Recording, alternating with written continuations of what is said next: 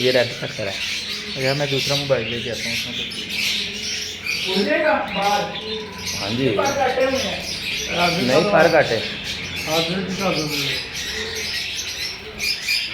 आदमी की कर दो।